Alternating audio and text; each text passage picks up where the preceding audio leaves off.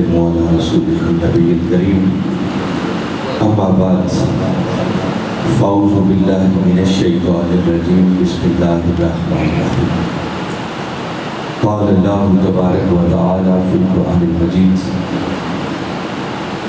إنا جعلنا ما على الأرض زينة لها لنبلوهم أيهم أحسن عملا صدق اللہ العظیم۔ قابل صد احترام علماء کرام، معزز مہمانان گرامی، قائدین تحریک منہاج القرآن اور آج کی اس ایصال ثواب کی نشست میں موجود جملہ حاضرین، آپ احباب کے علم میں ہے کہ آج کا ہمارا یہ دن ہے محترم حاجی محمد امین صاحب کی اہلیہ محترم اور محترم حسین حیدر، محترم آصف اقبال لودھی، محترم محمد طالب بٹی، ان کی والدہ محترمہ اور محترم محمد صدیق بٹی صاحب کی بھابھی جان جو رضائے الہی سے اس دنیا سے انتقال کر گئی ہیں، یہ ان کے ایصال ثواب کی نشست۔ آپ کو معلوم ہے کہ یہ محترم آصف اقبال بٹی صاحب یہ تو میرے اسٹوڈنٹ بھی ہیں، جہاں کے ایک زمانے تک کرتے رہے۔ اس فیملی کے ساتھ ایک خاص تعلق ہے اور یہ منہاج القرآن کی سپاہی ہے، بہت خدمات ہیں۔ محترم بٹی صاحب کو صدیق بٹی صاحب کو آپ جانتے ہیں، تو میں اس وقت کے موقع پر منہاج القرآن کی نمائندگی اور وقت کے مجدد حضور شیخ الاسلام پروفیسر ڈاکٹر محمد طاہر القادری متضی اللہ ان کی نمائندگی کرتے ہوئے اہل خانہ کو اپنے برابر کا شریک ہوں۔ دعا گو ہوں کہ باری تعالیٰ مرحومہ کے درجات کو بلند فرمائے، ان کی بخشش و مغفرت فرمائے، ان کی قبر کی منزلوں کو آسان فرمائے، ان کی قبر کو تا حد نگاہوں سے عطا فرمائے اور ان کے والدین کو صبر فرمائے۔ آج کی اس نشست میں گفتگو کے عنوان کے طور پر جو چند کلمات مقدسہ میں نے تلاوت کرنے کا شرف حاصل کیا ہے، ان کی روشنی میں بتانا یہ چاہ رہا ہوں کہ زندگی کیا ہے۔ یہ جو اللہ رب العزت نے ہمیں ولادت سے لے کر موت تک ایک مختصر سا پیریڈ، ایک مختصر سا عطا کر، کسی کو 20 سال مل گئے، کسی کو 30 سال مل گئے، کسی کو 50 سال مل گئے، کسی کو 100 سال مل گیا، میکسیمم یہی اس زندگی کی حقیقت ہے۔ یہ ہم کو قرآن سے سوال کرتے ہیں اور اللہ سے سوال کرتے ہیں کہ مولا تو بھی ہمیں سمجھا دے کہ یہ زندگی میں کیا ہے۔ تو جو کلمات میں نے عنوان گفتگو کے طور پر تلاوت کی، یہ سورہ کہف کی بالکل ابتدا ہے۔ اس میں باری تعالیٰ نے ایک مقام پر ارشاد فرمایا اِنَّا جَعَلْنَا مَا عَلَى الْأَرْضِ زِینَةً لَهَا، فرمایا لوگوں سن لو کہ بے شک جو کچھ بھی زمین پر ہے ہم نے اسے اس زمین کی زینت بنایا۔ اور کیوں زینت بنایا ہے؟ آگے فرمایا لِنَبْلُوَهُمْ أَيُّهُمْ أَحْسَنُ عَمَلًا، اس لیے یہ سب کچھ بنایا ہے کہ ہم اس زمین کے باسیوں کو، اس زمین پر رہنے والوں کو آزمائیں، ان کو جانچیں، ان کو پرکھیں، ان کا امتحان لیں کہ ان میں سے کون بہتر ہے۔ اگر ان کلمات پر رک کر سوچا جائے تو یہ جو باری تعالیٰ نے فرمایا کہ یہ جو کچھ ہے میں نے اس لیے بنایا تاکہ انسانوں کو آزمایا جائے کہ ان میں سے بہتر عمل کون کرتا ہے، تو در حقیقت یہ مختصر سی زندگی جو اللہ نے ہمیں عطا کی ہے، یہ زندگی انسان کا امتحان ہے۔ بولیے کیا ہے؟ یہ آزمائش ہے۔ ہم اس وقت کمرہ امتحان میں ہیں، ہمیں اس بات کا ادراک نہیں ہوتا، شعور نہیں ہوتا، بس یوں سمجھیں کہ ہمارا اٹھنا بیٹھنا چلنا پھرنا سونا جاگنا لوگوں کے ساتھ ڈیلنگ، یہ جو کچھ ہم کر رہے ہیں نا ایک پیپر حل کر رہے ہیں، اور جس دن موت کی آواز آ جائے گی، موت کا وقت آن پہنچے گا تو اس پیپر کو حل کرنے کا وقت ختم ہوگا۔ وہ ایگزامینیشن ہال سے ایگزٹ پوائنٹ ہوگا، باہر نکلنے کا دروازہ ہے، پھر اس کے بعد جس نے اچھی محنت نہیں کی ہوگی وہ چیخے گا، چلائے گا، پکارے گا کہ مجھے تھوڑا سا وقت اور دے دیا تھا، مگر نہیں، اس کے بعد وقت ختم ہو جائے۔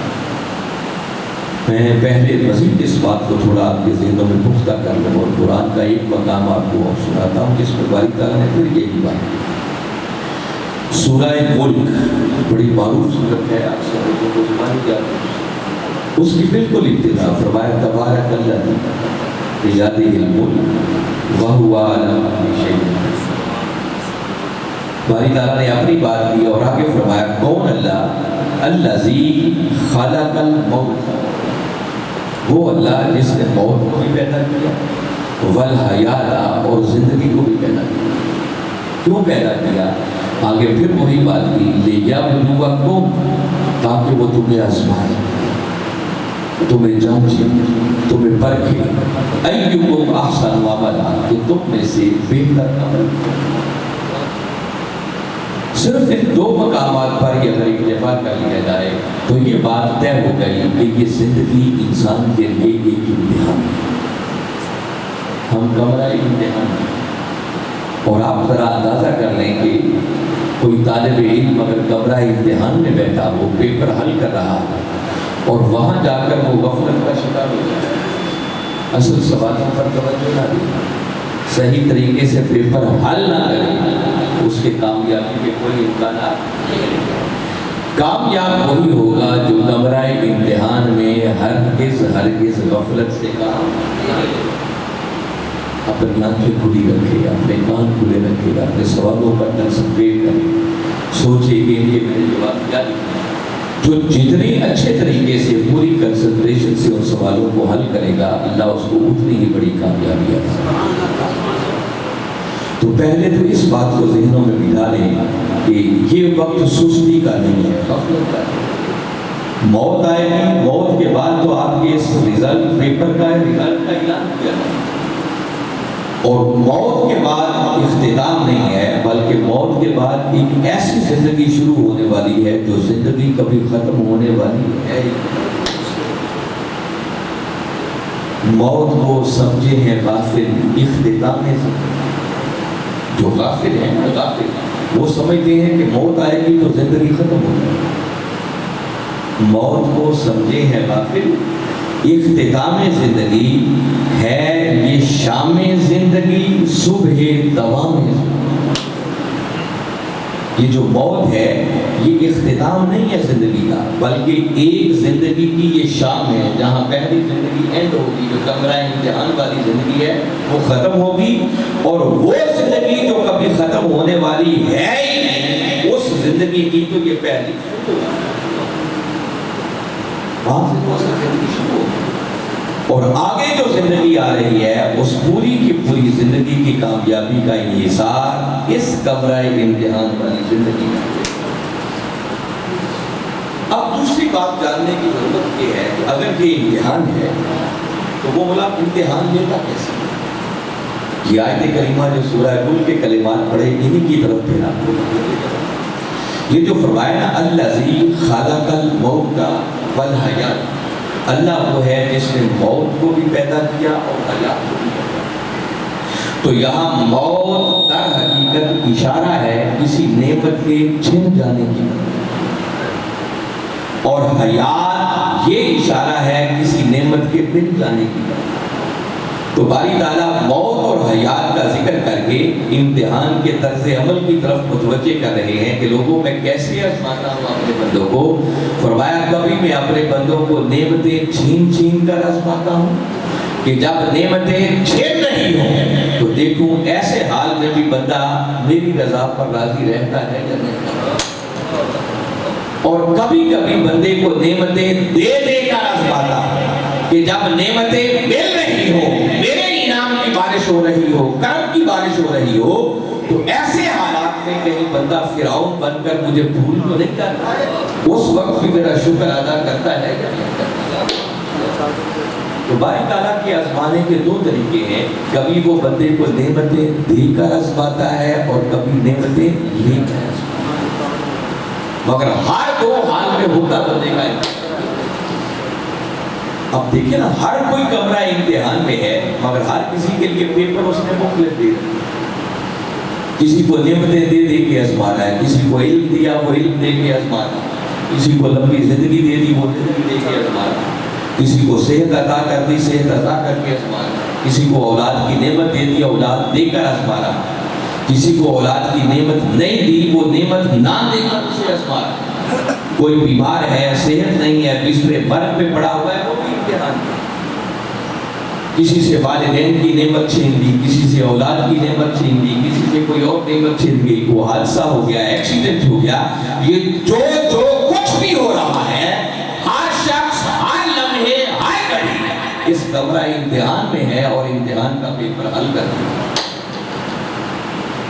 اس کے آزمانے کے مین طریقے کتنے ہیں؟ تو کبھی وہ نعمتیں دے کر آزماتا ہے اور کبھی نعمتیں دے کر آزماتا ہے۔ اس بات کو میں مزید وضاحت کے ساتھ آپ کے سامنے رکھتا ہوں۔ آپ کبھی سورہ نمل کو واقعہ ہے کہ حضرت سلیمان علیہ السلام اپنے امتیوں کے اندر اپنا دربار لگائے بیٹھے اور ملکہ سبا 900 میل دور سے آپ کی بارگاہ میں حاضر ہونے کے لیے چلتے ہیں، اور آپ اپنے حاضرین سے پوچھتے ہیں کہ کیا تم میں کوئی ایسا ہے جو اس ملکہ سبا کے یہاں پہنچنے سے پہلے اس کا 900 میل دور پڑا ہوا تخت اٹھا کے یہاں لیا؟ یہ واقعہ آپ نے سنا ہوا ہے، تفصیل میں جانے کی ضرورت نہیں، اصل بات صرف آپ کو بتانا چاہ رہا ہوں کہ بہت مجھے نہیں۔ ایک جن کھڑا ہوا، اس نے کہا کہ اے اللہ کے پیغمبر اگر اجازت ہو تو آپ کی نشست ختم ہونے سے پہلے وہ 900 میل دور پڑا ہوا تخت اٹھا کے لیا۔ آپ نے فرمایا نہیں، اتنی تاخیر سے نہیں، جلدی چاہیے۔ مگر جن نے کوئی اگلی پیشکش اور اگلی آفر نہیں، اس کا مطلب کہ وہ اس سے جلدی لانے پر قادر لا سکتا ہوتا تو عرض کرتا اچھا حضور جلدی لا دے۔ اب جنوں کی پرواز کرتا ہوتا۔ پھر آپ کا ایک اور نبی کھڑا ہوگا جس کا نام آصف بن برقیہ ہوتا ہے، اور قرآن نے اس کی تعریف صرف اتنی کی ہے وقال الذی عنده علم من الکتاب۔ ایک وہ شخص کھڑا ہوا کہ جس کے پاس سلیمان علیہ السلام پر اترنے والے صحیفے کے علم میں سے تھوڑا سا علم، قرآن تو اترا نہیں تھا نا، تو کتاب سے مراد جو اس پیغمبر پر صحیفہ ہوتا اس کا سارا علم بھی نہیں، تھوڑا سا علم تھا۔ وہ کھڑا ہوا اور عرض کرنے لگا انا آتی کا بھی قبل ان یمتد الیک طرفک، اے اللہ کے نبی اگر اجازت ہو تو آپ کی پلک جھپکنے سے بھی پہلے 900 میل دور پڑا ہوا تخت اٹھا کے کھانا فرمایا ابھی آپ آنکھ بند نہیں کرنے پائیں گے تخت ادھر موجود ہوگا۔ وہ فرما تو پہلے چکے تھے کہ کون لائے گا، بس ادھر بات کی تخت لا کے حاضر کر۔ اور قرآن کہتا ہے فلما رآہ مستقرا عنده، جیسے ہی سلیمان علیہ السلام نے تخت اپنی نظروں کے سامنے موجود پایا نا، تو بے ساختہ ان کی زبان سے نکلا قال ھذا من فضل ربی، یہ سارے کا سارا میرے رب کا فضل ہے کہ میرے ایک ادنا سے امتی پر اللہ کا اتنا انعام ہے، اور یہ تصرف عطا کر رکھا ہے کہ پلک جھپکنے سے پہلے 900 میل دور چلا بھی گیا ہے، تخت اٹھا کے دے دیا۔ اب اگلے کلمات قابل غور ہیں جو میں سنانا چاہ رہا ہوں۔ آگے قرآن میں لکھا ہے کہ سلیمان علیہ السلام کہتے ہیں کہ یہ جو اللہ نے مجھ پر اتنا کرم کیا ہے کہ میرے امتیوں میرے غلاموں کو یہ تصرف عطا کر رکھا ہے کہ پلک جھپکنے سے پہلے چلے بھی جائیں، تخت اٹھا کے لے بھی آئیں۔ فرمایا یہ ہے اس لیے لیبلونی اشکر ام اکفر، وہ یہ نعمت عطا کر کے مجھے آزمانا چاہتا ہے کہ اس نعمت کے ملنے پر میں اس کا شکر ادا کرتا ہوں یا کفرانے نعمت کرتا ہوں۔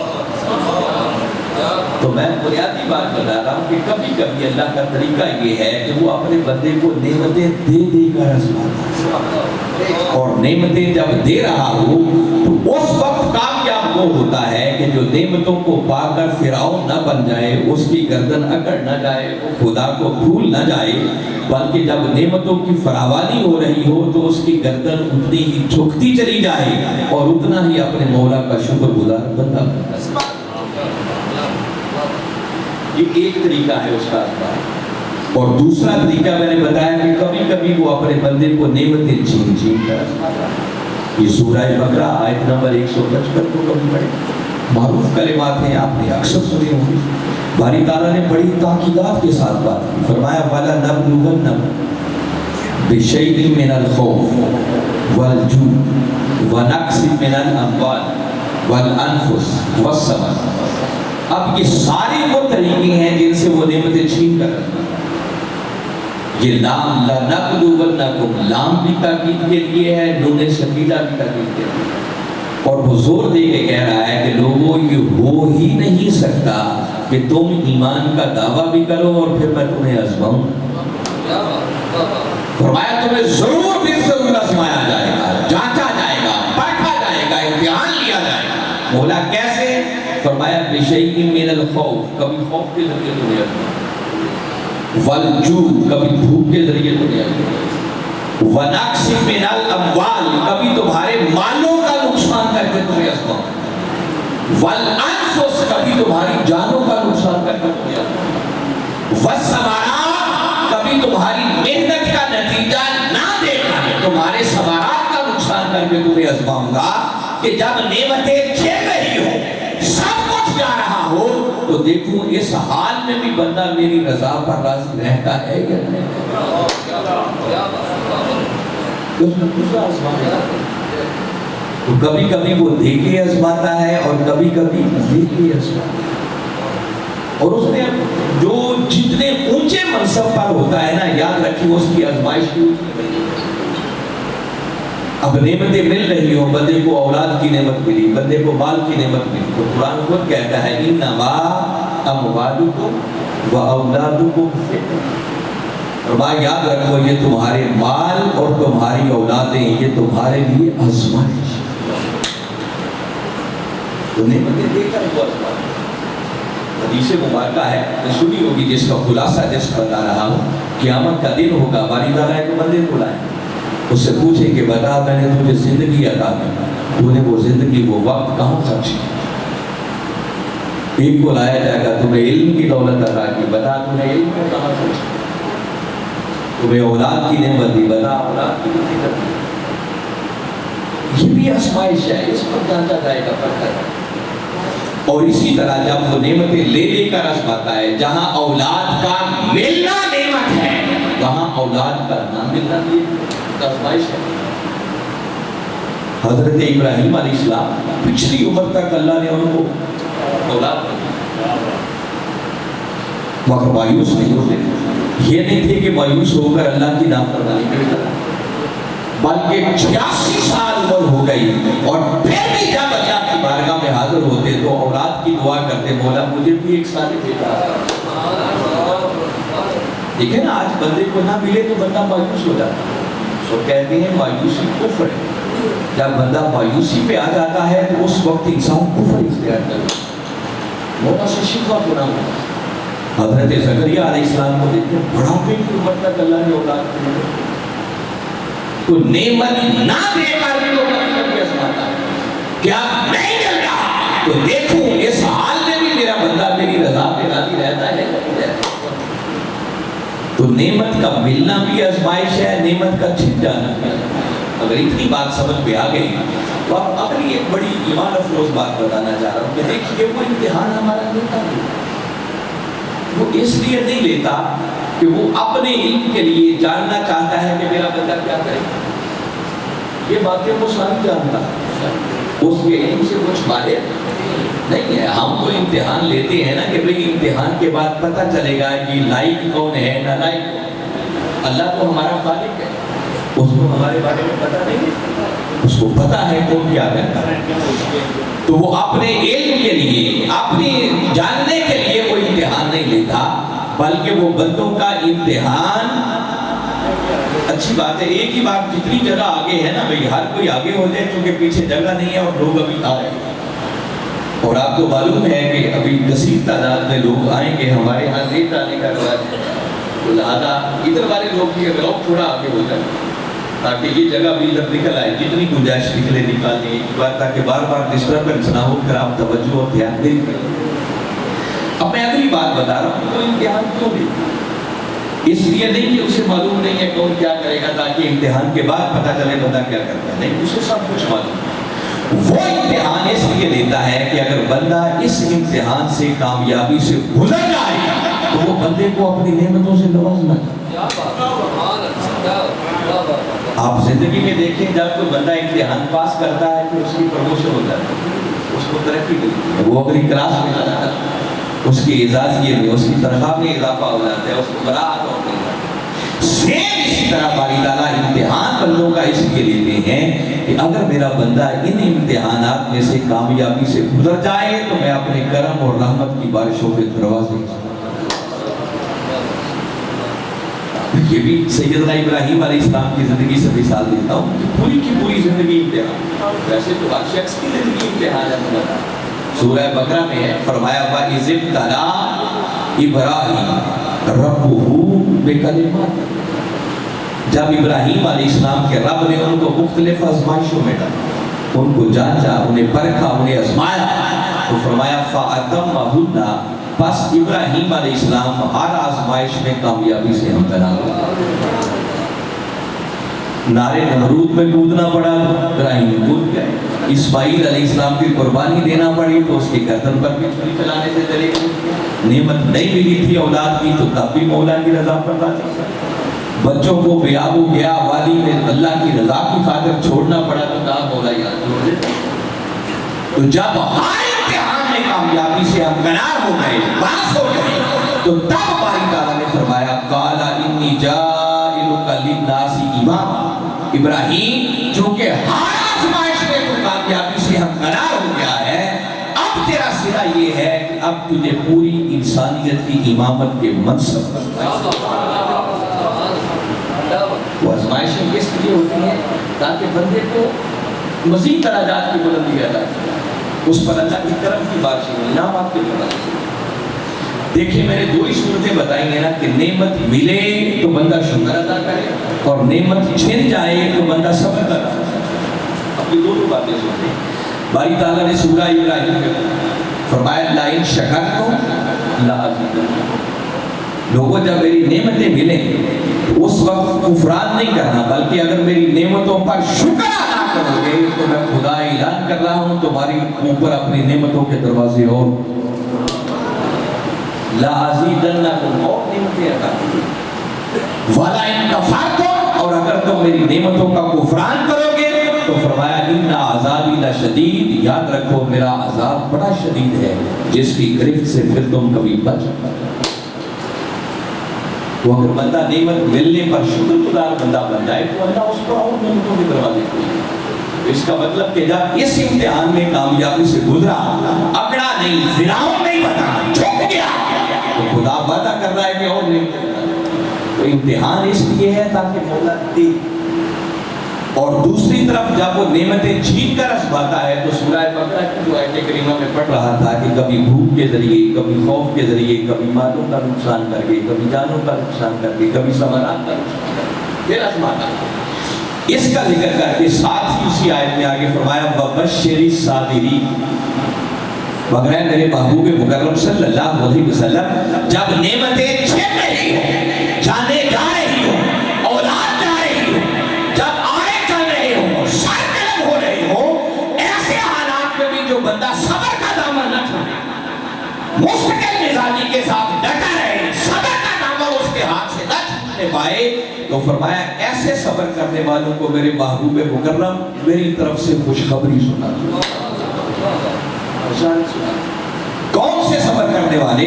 اذا اصابت مصیبت، کہ جب ان پر کوئی مصیبت کی گھڑی آ جائے، آزمائش آ جائے، کوئی نعمت چھن جائے تو شکوہ گناہ نہ ہو، بلکہ کہیں قالوا انا للہ و انا الیہ راجعون، یہ جملہ کہیں، اور اس کے بعد باری تعالیٰ نے فرمایا جو یوں صبر کا دامن تھامے رہیں اور اس وقت شکوہ گناہ نہ ہو بلکہ صابر بنے رہیں، تو فرمایا اولئک، شہید و خوش نصیب ہیں، علیہم صلوات من ربہم ورحمہ، فرمایا ایسی مشکل گھڑی میں جو صبر کا دامن نہ چھوڑے، شکوہ نہ کرے، فرمایا یہ وہ خوش نصیب ہیں جن پر پھر مجھ خدا کی طرف سے صلوات اور میری رحمتوں کے دروازے،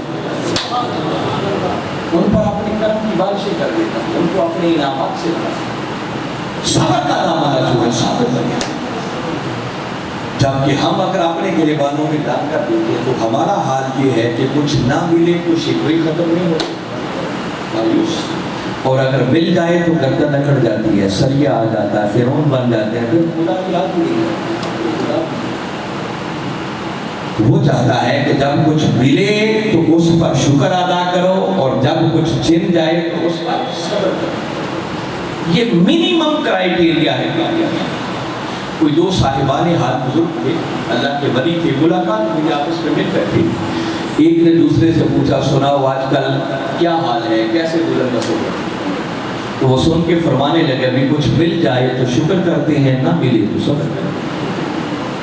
دوسروں نے سن کر فرمایا یہ تو کوئی کمال کی بات ہے، اتنا کام تو بغداد شہر کی گلیوں میں پھرنے والے کتے بھی کرنے والے۔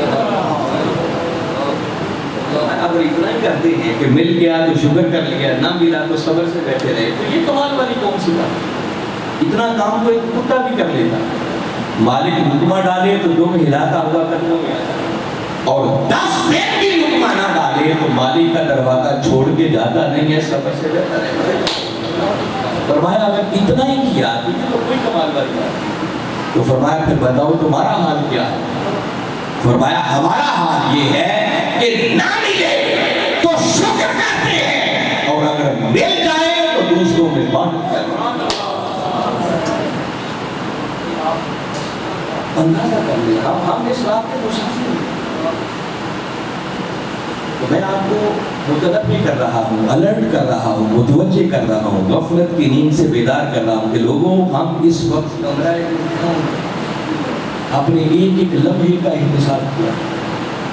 والدین کی نعمت ملی، آزمائش ہے کہ آپ والدین سے ڈیل کیسے کرتے، والدین کا ادب کیسے کرتے، ان سے پیش کیسے آئے۔ اللہ نے اولاد کی نعمت دی، آزمائش ہے آپ اولاد کی تربیت کیسے کرتے، اولاد کو کس راستے پر لگاتے۔ اللہ نے مال و دولت عطا کیا، آزمائش ہے، امتحان ہے، اس مال کو کہاں خرچ کرتے ہیں۔ اللہ نے پورا قرآن اور اپنے محبوب مکرم صلی اللہ علیہ وسلم کی سیرت اور سنت کی شکل میں ہمیں زندگی گزارنے کا کرائیٹیریا عطا کیا۔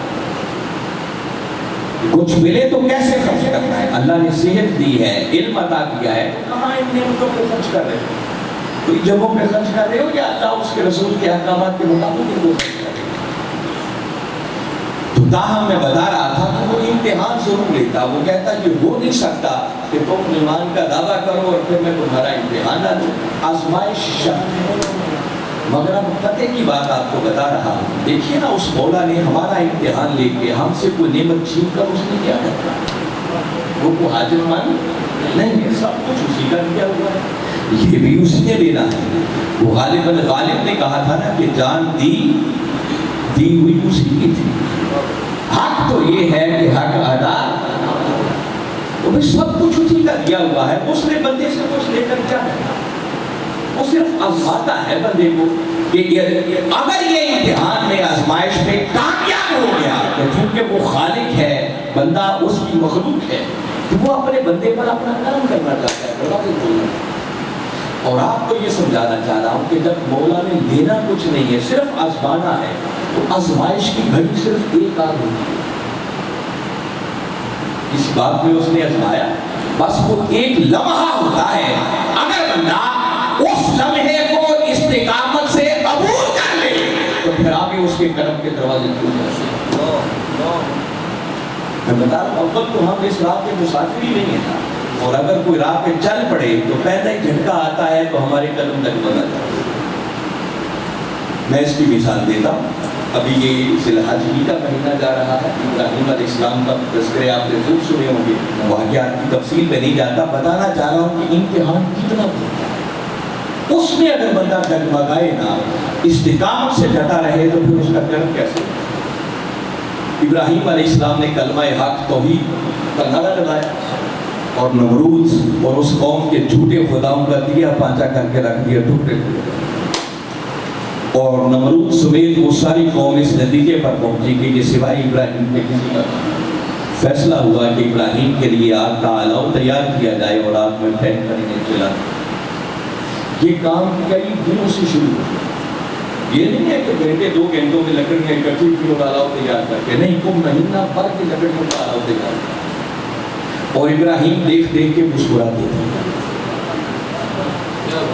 تیاری ہو رہی تھی نا ابراہیم کو جلانے کی، ابراہیم بے خبر تو نہیں تھے نا، مکالمے ہو رہے تھے سارے آپ۔ تو کسی نے پوچھا ابراہیم تمہیں جلانے کی تیاریاں ہو رہی ہیں تو مسکراتے کیوں؟ فرمانے لگے مسکراتا اس لیے ہوں کہ آزمائش جتنی بڑی ہو پھر کرم بھی اتنا ہی بڑا ہو۔ جیسے جیسے یہ تیاری کر رہے ہیں میں اندر سے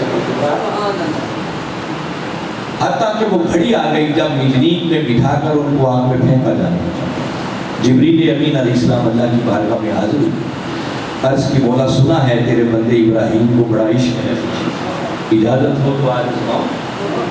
مولا نے اجازت، آئے اور خدمت میں حاضر ہو کر عرض کرنے لگے کہ ابراہیم بڑی مشکل گھڑی آ گئی ہے، اگلے لمحے آپ نے اگر میرے لائق کوئی حکم ہے تو بتاؤ کیا مدد۔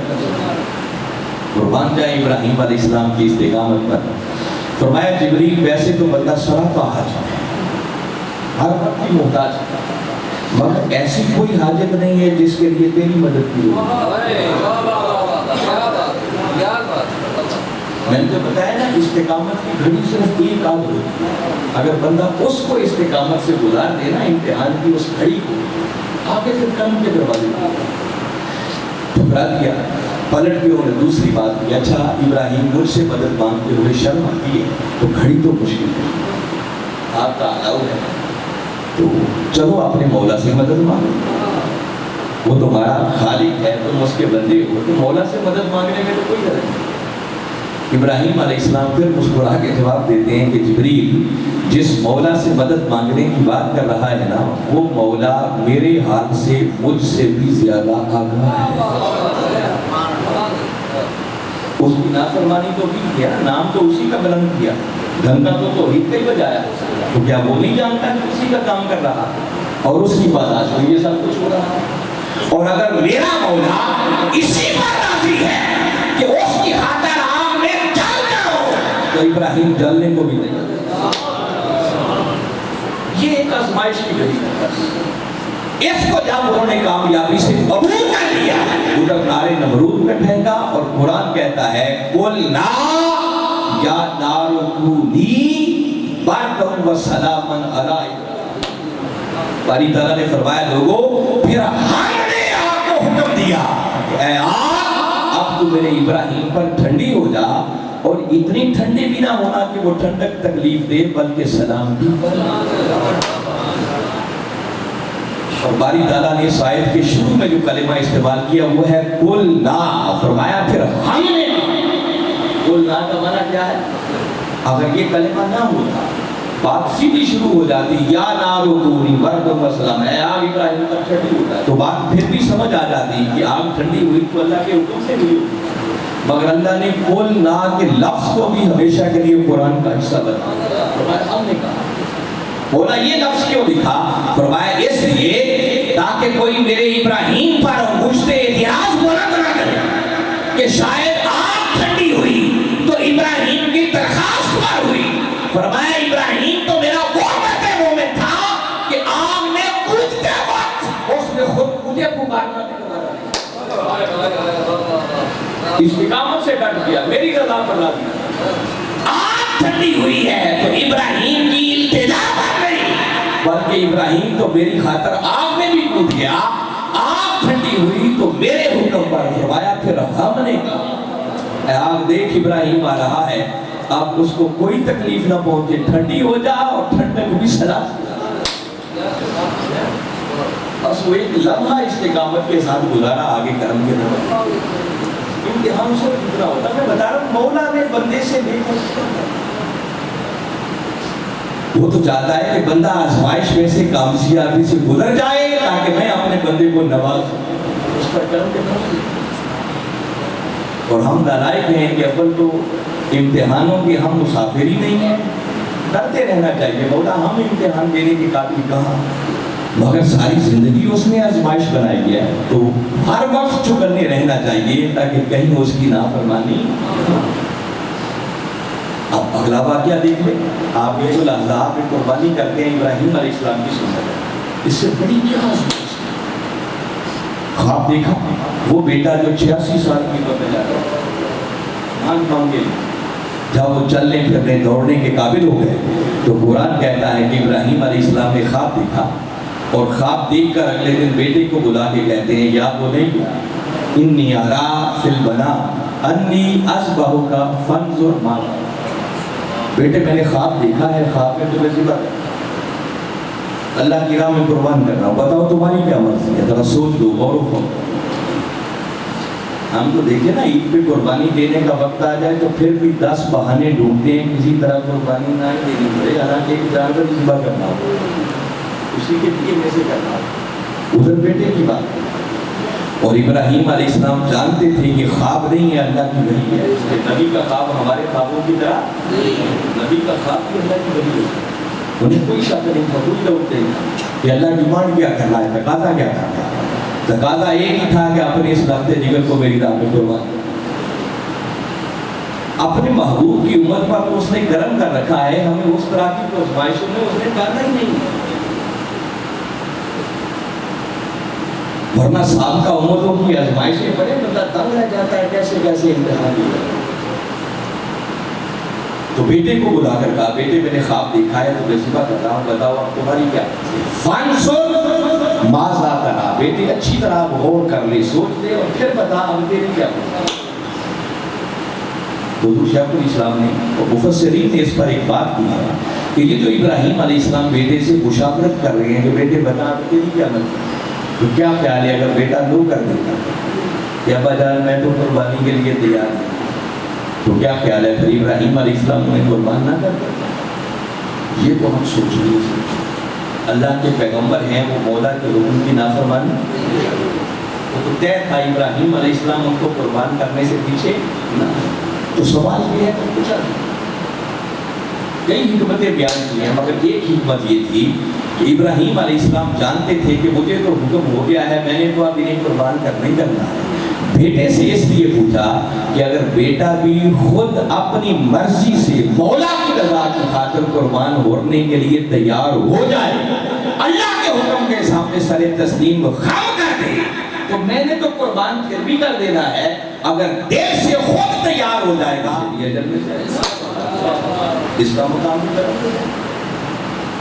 اور ابراہیم دیکھنا چاہ رہے تھے کہ جس بیٹے کی تربیت کی ہے آج اس موقع پر جواب کیا ہے، قربان جائیں۔ قرآن نے اس بیٹے کی زبان سے نکلنے والے جملے کو بھی ہمیشہ کے لیے اپنے اندر رکھا۔ اسماعیل علیہ السلام نے سنا اور سن کر عرض کی قال یا ابت افعل ما تؤمر ستجدنی ان شاء اللہ من الصابرین، اے ابا جان جو اللہ کا حکم ہوا ہے کر گزریے۔ بھائی یہ کیا نام ہے بٹی صاحب؟ ابھی روکیں ان ساتھیوں کو، پیچھے پیچھے رکھ آپ رکھیں، ابھی کیا ٹائم ہو گیا ہے؟ 5 منٹ رکھتے ہیں، 3 منٹ رکھو، اللہ اپنے وقت پہ ختم کر دوں گا، آپ بالکل ایزی فیل کر دوں۔ تو بیاس کے کر رہا کہ ورس کرنے لگے کہ ابا جان جو اللہ کا حکم ہوا ہے کر دیں گے، اگر میرے مولا نے چاہا تو آپ مجھے صبر کرنے والوں میں سے۔ یہ وہ جملہ تھا جس پر اقبال نے کہا تھا کہ یہ فیضان نظر تھا یا کہ مکتب کی کرامت، سکھائے کس نے اسماعیل کو آداب فرض۔ پھر اگلا جملہ قرآن یہ کہتا ہے، اگلی ہی آیت میں فرمایا فلما اسلما، جب دونوں نے سر تسلیم کر دی، دونوں کی بات آ گئی، باپ بیٹا قربان کرنے کے لیے تیار ہو گیا اور بیٹا جان کا نذرانہ پیش کرنے کے لیے، دونوں نے اللہ کے سامنے اپنے سروں کو جھکا دیا۔ مولا ٹھیک ہے تیری آزمائش ہے، اگر تو اسی پہ راضی ہے تو ہم بھی اسی پہ راضی ہیں۔ وَتَلَّهُ لِلْجَبِينِ، اور ابراہیم نے اپنے بیٹے کو پیشانی کے بل لٹا دیا۔ آگے تفصیلات پھر مفسرین نے بیان کی ہیں کہ پھر آنکھوں میں پٹی بھی باندھی، اسماعیل کی گزارش پر کہ ابا جان کہیں ترس نہ آ جائے، ہاتھ روک نہ جائے، آنکھوں پر بھی پٹی باندھی۔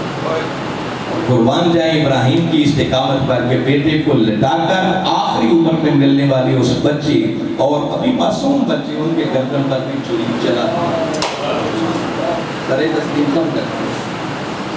تو قرآن کہتا ہے وَنَادَيْنَاهُ أَن يَا إِبْرَاهِيمُ، فرمایا جب یوں ابراہیم نے اپنے بیٹے کی گردن پر رضا کی چھری چلا دی تو تب ہم نے آواز دی یا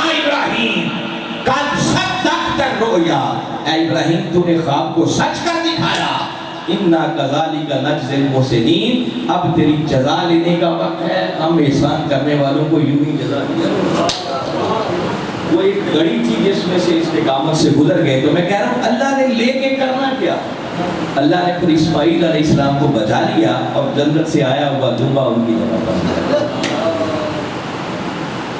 آزمائشیں اس لیے ہوتی ہیں تاکہ اللہ کے کرم کی بارش ہو، اور ہم آزمائش آ جائے تو اس سے ڈگمگا جائے، نہیں ڈگمگائے نہیں، پھر استقامت سے ڈٹے رہیں۔ مل رہا ہو تو شکر گزار بندے بنے رہیں، کبھی مایوسی نہ ہو، شکوہ نہ کریں، اور اگر نہ ملے تو صبر کا دامن نہ چھوڑیں، بلکہ اگلی بات پر آ جائے جو میں نے پہلے بتائی ہے کہ نہ ملے تو شکر کیا کریں، اور مل جائے تو دوسروں میں بانٹ۔ مولا کبھی کوئی نہیں چھوڑے گا، اس کے خزانوں میں کوئی کمی نہیں، مگر بات ادھوری نہ رہ جائے۔ میں چاہتا ہوں بات مکمل ہو۔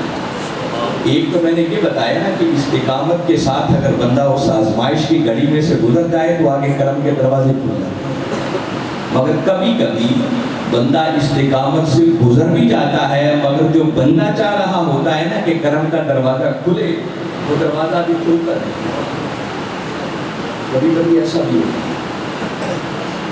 وہ میں جو کہتا ہوں نہیں کھلتا، یہ ہماری ناقص عقل ہے جو میں کہہ رہا ہوں نہیں کھلتا، کرم کا دروازہ کافی کھلا ہوتا ہے۔ وہ ہماری انسانی سوچ ہوتی ہے کہ ہم سمجھتے ہیں کہ نہیں یہ شاید تو معاذ اللہ ہمارے ساتھ زیادتی ہے۔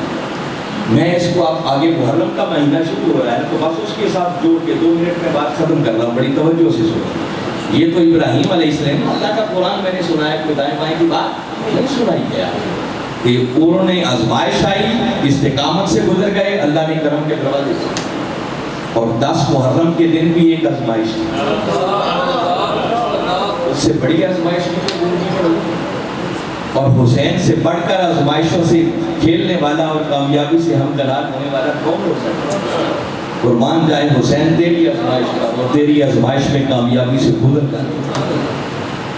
اب 10 محرم کے دن حسین نے اپنے اصحاب کو قربان کیا، اہل بیت کے نفوس قدسیہ کو قربان کیا، عباس کے کٹتے ہوئے بازو دیکھیں، اون و محمد کے گرتے ہوئے لاشیں دیکھیں، حضرت قاسم کا لاشا حسین خود اٹھا گیا، 18 سالہ علی اکبر کا لاشا حسین خود اٹھا گیا، 6 ماہ کے معصوم علی اصغر نے ان کے ہاتھوں میں دم توڑا، اور یاد رکھیں حسین کوئی مجبور نہیں، ولیوں کی اتنی کرامات ہیں کہ چھڑی ہلائیں تو دشمن کی گردن قلم ہوتا ہے۔ بابا وہ تو نواسہ رسول وہ آقا کی زبان اقدس چوس چوس کر پروان کرے، وہ آقا کے کندھوں پر کھیلتے رہے تھے، جن کی خاطر آقا اپنی نماز کے سجدوں کو لمبا کر دیا تھا۔ حسین کے لیے کیا مشکل تھا، جو چاہتے کر سکتے تھے۔ بابا اگر سلیمان علیہ السلام کا امتی فلک سمجھنے سے پہلے 900 میل دور جا سکتا ہے، تخت اٹھا کر لا سکتا ہے، تو یہ تو آقا کے خالی امتی نہیں ہے، آقا کے نواسے اور وہ نواسے دل کے لیے آقا اعلان فرما رہے ہیں کہ جنت کے جوانوں کے سردار ہیں، خالی جنت ہی نہیں ہے۔ اس حسین کے تصرفات کا عالم کیا، چاہتے تو استعمال میں لا سکتے تھے، نہیں مگر جانتے تھے امتحان ہے۔ دنیا کے لیے ایک اور ایگزامپل بھی کام کرنا چاہ رہے ہیں۔ اب مولا نے اسماعیل کو تو بچا لیا، مگر یہاں بچایا کسی کو، اللہ نے سب کچھ قربان کر دیا، کیونکہ حسین کا امتحان ہے، سب کچھ قبول کرتے چلے، اور حسین کی زبان پر شکوہ نہیں کہا۔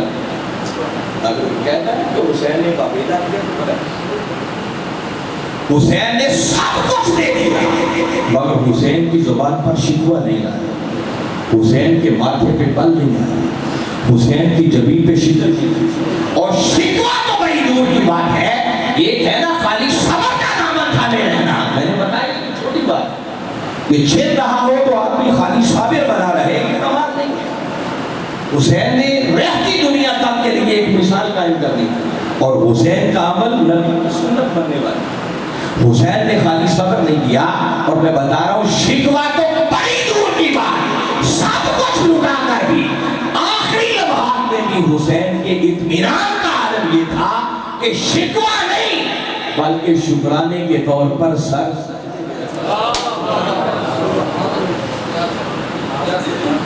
کسی نے امتحان میں پاس ہونا سیکھنا ہے تو کوئی حسین سے سیکھنا۔ جب یہ سچویشن بنتی ہے نا کہ پھر مولا سب کچھ لیتا چلا جاتا ہے، لیتا ہی چلا جاتا ہے، لیتا ہی چلا جاتا ہے، تو ہم تو وہ ہے نا چھوٹی سی پریشانی آ جائے تو قدم ڈگمگا جاتے ہیں، شکوے شروع ہو جاتے ہیں. نہیں، جو پھر اس راہ پہ چل پڑتے ہیں نا وہ پھر مولا سے مخاطب ہو کر کبھی کبھی جملہ کہتے ہیں، اچھا مولا پھر انج دے انجی، وہ گھبراتے نہیں. وہ جتنی مشکلات آئیں، جتنی پریشانیاں آئیں، جتنی نعمتیں چل رہی ہو، ان کو اتنی لذت آ رہی ہوتی ہے، مزہ آ رہا ہوتا ہے، اس میں بھی انجوائے کر رہے ہوتے ہیں کہ اچھا مولا اس پر راضی ہے تو پھر ایسے ہی. یہ ایک الگ کیفیت ہے. اگر ہم چونکہ اس راہ کے مسافر نہیں ہیں پھر ہمیں سمجھ نہیں آتی، ہمیں تو اس سے پہلے درجے کی باتیں سمجھ گئی، مگر یہ سب کچھ ہماری آنکھوں کے سامنے ہے. اس لیے حاضرین مکرم کہنا یہ چاہ رہا ہوں کہ آگے محرم کے دن اور یہ ذی الحج کے دن جو گزرے ہیں، خالی ان واقعات کو قصہ کہانیاں نہ سمجھا کریں، ان کو پڑھ کر سن کر اپنی زندگیوں میں تبدیلی لائیں. ہم بھی امتحان میں کامیاب کیسے ہونا ہے ان ہستیوں سے سیکھیں. اللہ نے اس لیے قرآن کے اندر اور حدیث کی کتابوں میں سب کچھ کیا ہے تاکہ ہم ان کو سنیں، ان کو پڑھیں اور پڑھ کر پھر اس زندگی کے امتحان میں ہم نے کیسے کامیاب ہونا ہے وہ سیکھ کر اس کے مطابق زندگی گزاریں تو اللہ انشاءاللہ کرم کے دروازے کھول دے گا. آج ہماری وہ محترمہ آصف اقبال بھٹی صاحب کی والدہ چلی گئی، کل ہم میں سے ہر کسی نے جانا. جب موت کا دروازہ آئے گا تو پیپر حل کرنے کا وقت ختم ہے. آج وقت ہے، آج کچھ کریں. اللہ نے دیا ہے تو اس کے راہ میں خرچ کرنے والے، اللہ نے نہیں دیا ایسے شاکر بنے رہیں کہ کبھی تمہارے کسی ایکشن سے بھی، فیس ریڈنگ سے بھی کبھی شکوہ نظر نہیں، ایسے اس کی رضا پر راضی رہنے والے بنے، اس پر بھی شکر کریں. دیکھیں نا صحت ملی ہے اللہ کی نعمت ہے، دعا کرنی چاہیے اللہ صحت مند رکھے، اس کو اچھی کاموں پر خرچ کریں. اور اگر بیماری آ جائے تو شکوہ نہ کریں، بس اس پر بھی اس کی رضا پر راضی رہیں کہ ہو سکتا ہے اگر صحت ملتی تو جو اس میں امتحان تھا وہ مشکل ہوتا، نہ دے سکتا. اب اگر اللہ نے علم نہیں دیا، صحت نہیں دی، دولت نہیں دی، اتنے امتحانوں سے بھی بچ گیا. تو جس کو جتنا ملے گا امتحان بھی اتنا ہی بڑا ہوتا ہے. تو جس بیچارے کو ملا ہی نہیں اس کا مطلب وہ امتحان سے بچ گیا. جس کو جتنا مال ملے گا حساب ہوگا بتا خرچ کہاں کیا، تو جس کو ملا ہی نہیں اس سے کیا پوچھا جائے. ہم تو ایک سوچنے والے بس اپنا احتساب کریں ہر لمحے. اگر ہم نے یہ سوچنا شروع کر دیا مولا کے کرم کے دروازے کھلیں گے، انشاءاللہ زندگی بھی سنور جائے گی. اور میں بارے دیگر اللہ کی بارگاہ میں دعا گو ہوں کہ باری تعالیٰ مرحومہ کے درجات کو بلند فرمائے، ان کی بخشش و مغفرت فرمائے، اور جو کچھ میں نے کہا سمجھ کر ایمان لاتے ہوئے اس کے مطابق زندگی بسر کر کے ہمیں دنیا اور آخرت میں کامیابی کا سامان کرنے کی توفیق عطا فرمائے. وما علینا الا البلاغ.